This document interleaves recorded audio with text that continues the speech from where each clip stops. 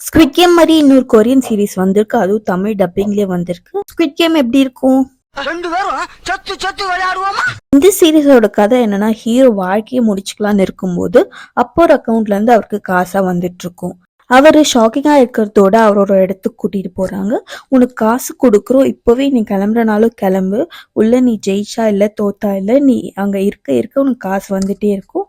ஆசை யாருக்கு தான் இருக்காது. ஹீரோ உள்ள போக அவர் மாதிரியே 7 பேரும் உள்ள போறாங்க. காசு வந்துட்டு இருக்க, கண்ட்ரோலே இல்லாம என்ன வேணாலும் பண்ணிக்கோங்கன்னு சொல்றாங்க. அதுக்கப்புறம் நடக்க போற சம்பவம் தான் பார்க்க போறோம். காமெடியா ஆரம்பிச்சு கொடூரமா மாறுறது தான் இந்த சீரீஸ். இந்த சீரீஸோட பேரு த 8 show, available on Netflix with 18 languages.